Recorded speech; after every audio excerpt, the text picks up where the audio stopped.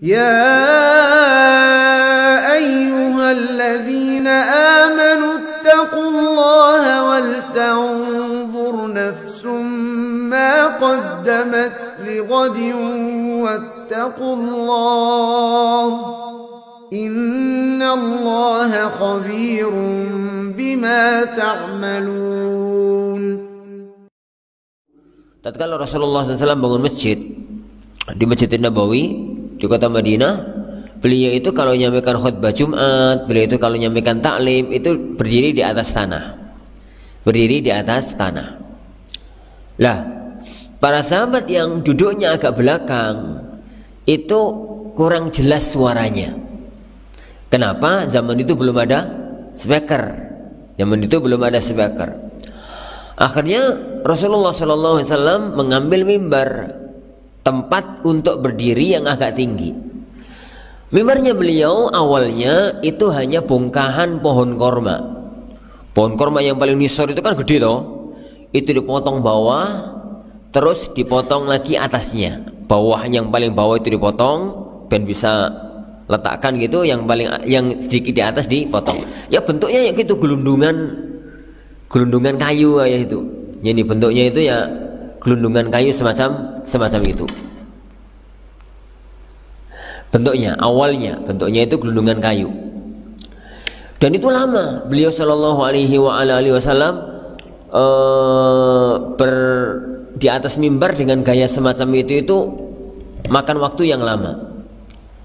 Sampai suatu hari ada seorang ibu-ibu, dia itu datang pada Rasulullah sallallahu alaihi wasallam. Yani beliau itu mengatakan, "Ya Rasulullah, innali ibnun najjar." Aku itu punya anak tukang kayu.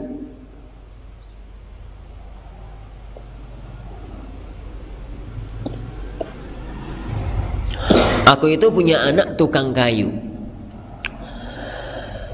Bagaimana kalau aku minta anakku untuk membuatkan mimbar untuk jenengan? Gitu. Padahal Rasulullah sudah punya mimbar. Ibu ini punya inisiatif. Jadi inisiatif membuat mimbar itu bukan dari beliau SAW.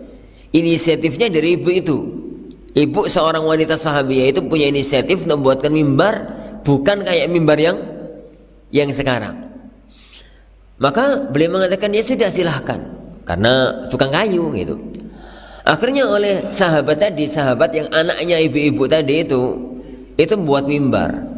Rasulullah SAW nggak menentukan gimana modelnya, nggak menentukan gimana bentuknya, nggak menentukan gimana gambarnya gitu. Yani gimana gambarnya, dibuatlah oleh beliau mimbar. Begitu datang, jadi mimbar itu salas darajat. Yani mimbar itu 3 derajat. Para ulama berselisih makna 3 derajat itu apa. Yang masyhur di kalangan para ulama, ondakannya itu, anak tangganya itu 1, 2, terus tempat duduk. Berarti 1, 2, terus 3. Itu tafsir yang kondang di kalangan para ulama. Sebagian ulama mengatakan yang lain, 3 itu maksudnya anak tangganya. 1, 2, 3, terus tempat duduk. Ini 1, 2, 3, terus tempat duduk. Ini berarti 4. Ya. Itu tafsir yang ada. Tapi yang kondang di kalangan ulama, pendapat kebanyakan para ulama, mimbar itu 1, 2, terus 3 itu tempat duduk. Begitu mimbar itu dibawa ke Masjid Nabawi, Rasulullah Shallallahu Alaihi Wasallam meninggalkan mimbar yang lama. Jadi beliau meninggalkan mimbar yang lama. Begitu Rasulullah pindah ke mimbar yang baru, meninggalkan mimbar yang lama, terdengar suara tangisan dari bongkahan pohon korma tadi. Jadi terdengar suara tangisan dari bongkahan pohon korma tadi. Ini ya, terdengar suara tangisan dari bongkahan pohon korma tadi. Kemudian Rasulullah SAW turun dari mimbar barunya, kemudian meluk pohon korma itu sampai berhenti. Kemudian beliau mengatakan, seandainya tadi gak aku peluk, maka pohon korma atau mimbar lama ini akan tetap nangis sampai hari kiamat. Faedah sebelum kita bahas di sini para sahabat sekalian, Kenapa tuh Pak? Cepot Faedah sebelum kita bahas di sini tentang masalah mimbar. Jadi anak katakan tadi, adanya mimbar pertama kali itu karena kebutuhan. Ya, karena butuh. Mimbar Masjid Nabawi asal usulnya itu karena butuh. Dan itu pun usulan dari para sahabat. Tatkala Rasulullah duduk begini, yang belakang kurang dengar, kurang jelas, kurang sreg gitu, akhirnya mengusulkan pakai mimbar. Itu yang pertama. Kesimpulan yang kedua, mimbar Rasulullah pertama kali itu bentuknya pokoknya beliau agak tinggi gitu yaitu kok pelepah korma apa bongkahan pohon korma ini sore dipotong terus agak tinggi begitu dipotong sekedar beliau bisa berdiri di atasnya. Yang ketiga, yang membuat inisiatif untuk bentuk mimbar yang baru itu bukan dari beliau, tapi dari sahabat wanita, ibu-ibu yang mempunyai anak tukang kayu. Yang ketiga, yang keempat, bentuk mimbar yang baru, bentuk mimbar Masjid Nabawi, yakni mimbarnya Rasulullah SAW dengan bentuk yang saya katakan tadi, itu murni pikiran apa? Sahabat tukang kayu. Karena Rasulullah SAW nggak pernah nunjukkan mimbar itu bentuknya harus begini begitu ya. Kemudian terakhir kesimpulannya adalah mimbarnya Rasulullah itu dalam banyak hadis itu sifatnya salah darajat, 3 tingkat gitu ya.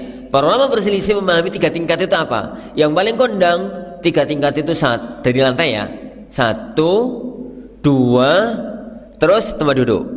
Sebagian ulama mengatakan 1, 2, 3 terus baru tempat duduk. Apa yang kita simpulkan para sahabat sekalian?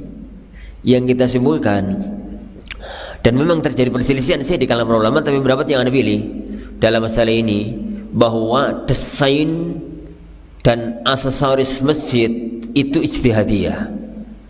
Desain dan aksesoris masjid itu ijtihadiyah. Ijtihadiyah maksudnya itu ya bisa berubah sesuai dengan perubahan kondisi dan kemaslahatan kondisi yang ada. Ya memang berbicara mengenai masalah masjid para sahabat sekalian, berbicara mengenai masalah masjid nih, itu ada perselisihan di kalangan ulama. Bentuk dan model masjid itu apakah tauqifiyah? Tauqifiyah itu harus plek kayak yang dilakukan oleh beliau. Nek berubah dari gaya masjidnya beliau, maksudnya bid'ah. Dan itu sebagian kecil para ulama yang mengatakan itu. Mayoritas para ulama mengatakan desain masjid itu ijtihadiyah. Ijtihadiyah yo terserah, yani butuhe terserah desain bangunan kondisi negeri masing-masing, kondisi negara jadi masing-masing. Sebenarnya, dan ini pendapat mayoritas para ulama. Jadi pendapat mayoritas para ulama yang ada. Berbeda antara satu negeri dengan negeri yang lainnya. Contoh, Masjid Nabawi di zaman Rasulullah SAW bentuknya kayak apa? Masjid Nabawi di zaman beliau SAW. Kota, ini kota. Mihrabnya mimbarnya menghadap ke selatan. Madinah sama Makkah itu dari Madinah ke Makkah menuju ke selatan. Jadi menghadap ke arah ke selatan. Kota begitu bentuknya itu, kota. Yang bagian depan itu ditutupi sama pelepah-pelepah korma. Jadi sama pelepah korma, bagian agak belakang itu nggak ada penutupnya. Terus zaman masjidnya zaman Rasulullah SAW itu ono gawangi, tapi nggak ada pintu. Jadi nggak ada pintu. Bagian depan kayak umumnya bangunan pada waktu itu ada sakaf, ada loteng. Lah, loteng itu yang dipakai untuk azan. Jadi kalau mau azan itu dari lantai bawah itu naik, terus kemudian azan di atas. Karena baru itu orang speaker, belum ada speaker. Ya orang tempat wudu, belum ada tempat wudu zaman Rasulullah Shallallahu Alaihi Wasallam.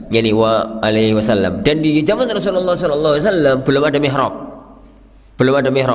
Jadi dari rumah beliau, rumah Aisyah, itu beliau meletakkan mimbar pas di tengah masjid, dan antara rumah sama mimbar itulah yang beliau katakan baina baiti wa mimbari raudhatun min riyadil jannah.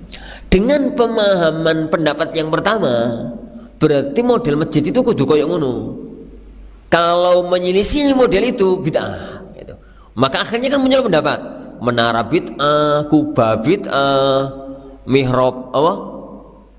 Bid'ah. Ngono ya? Kenapa? Karena memang pendapatnya dibangun di atas satu hukum, bangunan masjid itu tauqifiyah. Jadi sesuatu yang paten harus kayak model masjidnya beliau sallallahu alaihi wasallam. Tapi dalam mazhab mayoritas para ulama,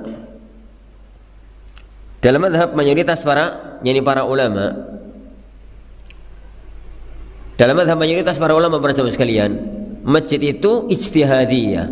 Ijtihadiyah itu maksudnya,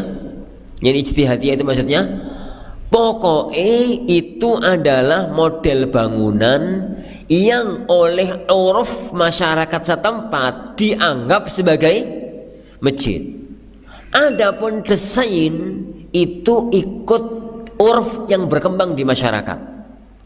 Misalnya, jadi masjid ala Indonesia beda dengan masjid ala Timur Tengah. Masjid ala Cina beda dengan masjid ala negeri-negeri yang lain. Mau ono apa nih? Mihrabe, mau ono kubai, mau ada menarai, bentuk menara itu kotak apa bunder, kubai siji apa limo, itu tergantung kebutuhan yang ada dan tergantung uruf yang berkembang di tengah masyarakat.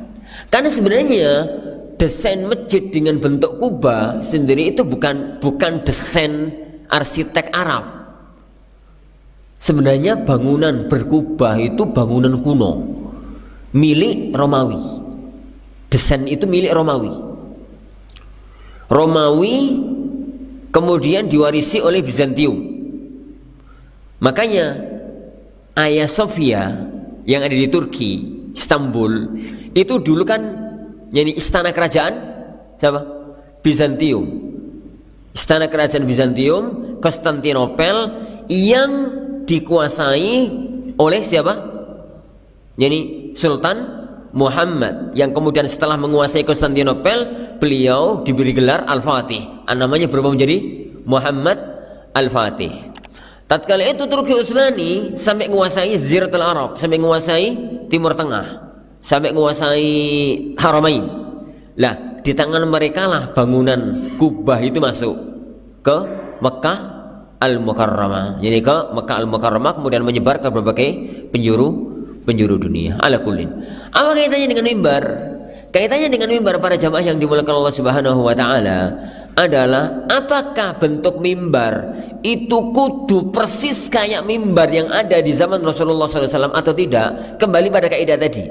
Apakah aksesoris masjid itu ijtihadiyah ataukah tauqifiyah? Jenengan pernah ngitung tingkatan ondakane mimbar yang ada di Haramain? Mimbar Masjidil Haram itu bentuknya kayak apa? Siapa yang pernah ngitung? Ana yakin itu kalau di atas 5 lebih itu ondakane. Wong dari jauh itu kelihatan khotibe tinggi kok. Kalau cuma 2 atau 3 tingkat itu mustahil. Itu mestinya agak tinggi. Yang ana yakin di Masjid Nabawi itu 3, tapi lebih daripada 3. Itu berarti mereka mengambil pendapat mayoritas para ulama, yaitu bahwasanya bangunan aksesoris yang ada di masjid itu sesuai dengan kebutuhan yang ada. Wallahu a'lam. Itu cerita tentang masalah mimbar. Jadi cerita tentang masalah mimbar yang ada di zaman Rasulullah sallallahu alaihi wasallam.